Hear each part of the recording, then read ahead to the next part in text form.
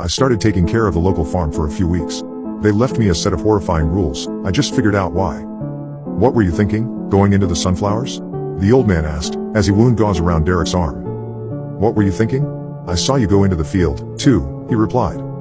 I went behind the field to hide from the crazy man with a gun. You were lurking around out there at 2 a.m. What was I supposed to think? Derek shot back, grimacing in pain. And you, the old man said, pointing squarely at me. You should have known that if he couldn't kill whatever was attacking him with a gun, going in after him was an idiot move.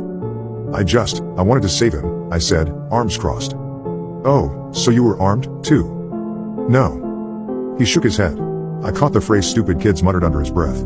Then he took off his hat, set it in the middle of the table, and glanced at each of us. I'm going to tell you what's going on here. And then, I hope, you can help me. Derek and I exchanged a glance. How do we know we can trust you? He asked. He just saved our lives, I replied. He was hanging around outside in the middle of the night, for no good reason. It was a good reason, the old man snapped, glaring at Derek, and if you just listened to me for a damn minute, you'd understand. Come on, I whispered, squeezing Derek's hand.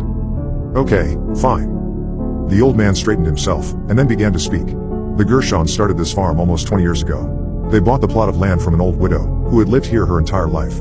She didn't want to sell it, but she needed the money. Well, they drew up the contract, but at the last moment, they changed the paperwork and tricked her into selling it for half the price. When she realized she'd been tricked, she cursed the land itself. But they just laughed. They didn't believe in curses, or superstitions, or the supernatural. The old man stopped and looked pointedly at Derek. He broke eye contact and looked at the floor. Of course, as soon as they planted the sunflower field, they realized the curse was very real. Eventually, they tried to sell the property, but by that time, news of the curse had spread, and they would only get a fraction of what they paid. They weren't willing to lose their money, so they kept it. And with time, they learned that if they followed certain rules and stayed careful, they could grow some crops and turn a profit. But no one is perfect. After some close calls, the Gershons decided they didn't want to risk their lives, but were perfectly fine with risking other people's lives. So they started hiring people to tend to the farm. They preyed on the weak, the disadvantaged, the desperate, single mothers, undocumented immigrants, people who were new to the town, who hadn't yet heard of the curse, or were too desperate to care. The deal was a good one, too, a share of the crops, a place to live, and decent pay. This is where I come in. My daughter was one of these people. She was a single mother. And I was terrible. He paused and swallowed, as if swallowing emotion. But his face remained stoic. I wouldn't let her and her son stay with me when she was evicted from her apartment. I thought it would cause too much conflict with my wife, and I was trying so hard to make it work. But now I see that none of that mattered. He sucked in a breath. A few weeks later, she was hired by the Gershons, and neither she nor my grandson were ever seen again. Derek and I sat there in stunned silence. I'm so sorry, I finally choked out. That's horrible. Then help me get them back, he said, a pleading look in his eye. Get them back? They are not dead. You see, I recognize the voice in the cornfield. It's the voice of my grandson. Silence fell over the three of us. Derek and I looked at each other. The old man must have noticed our confusion, because he continued, the victims aren't always killed.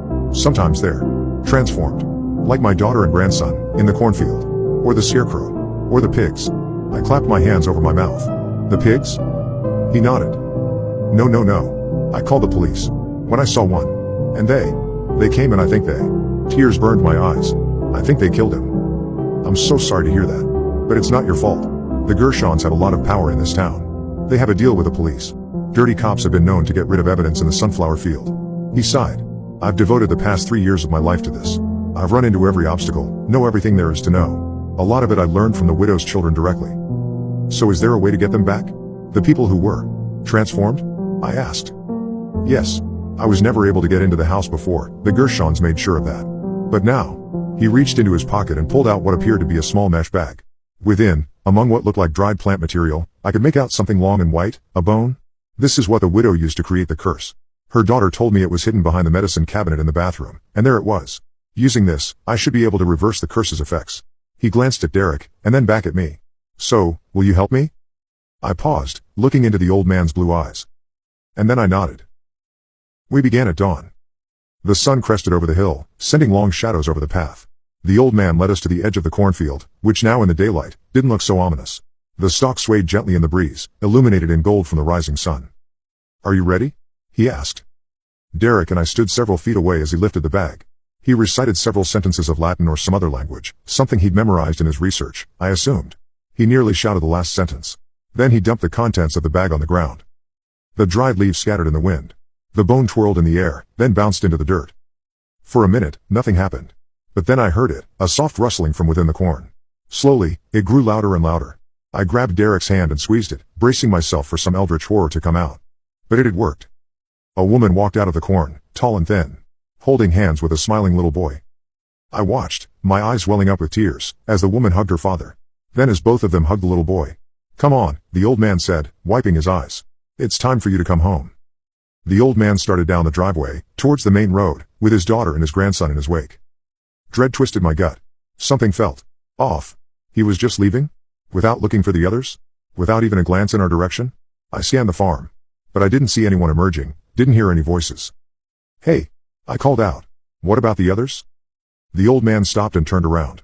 He wasn't smiling. "I'm sorry," he said. My heart sunk further. "What do you mean, you're sorry?" "The curse can't be reversed," he said, his blue eyes glinting in the rising sun.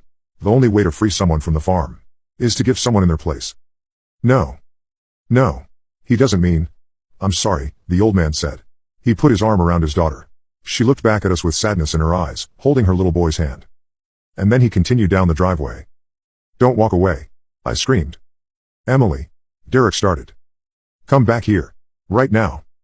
"Emily." This time, Derek's voice had an odd quality to it. It was muffled, raspy. I whipped around, and froze. Straw was poking out of Derek's mouth. "No," I screamed, stumbling over to him. But it was too late. His skin was sickly gray. His eyes were glassy and blank. And his lips, they almost looked like they'd been drawn on with marker. I watched in horror as the man I loved turned into a scarecrow. "Derek," I sobbed. "Please." His body was still above me. Arms stretched stiffly out at his sides. Flannel shirt stuffed with straw. Burlap head hanging limply on his shoulders. And then he moved. His head swung wildly towards me. His eyes, now nothing more than buttons, fixed squarely on me. I ran. I ran as fast as I could towards the house. But I could feel something changing inside me. Everything felt off balance. My legs felt all wrong, bending and twisting underneath me. I stumbled inside and collapsed to the floor, crying. But I knew. I knew I was changing, too.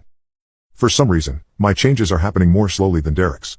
But when I look in the mirror, I can see the changes. My nose is longer. My ears are twisted. My skin is pinker.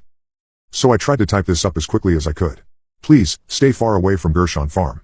Don't buy their stuff, don't go to work there, don't do anything. Run as fast as you can and never look back." I would say more, but it's getting harder to type. The space between my fingers is melting away. My hands are growing stiff.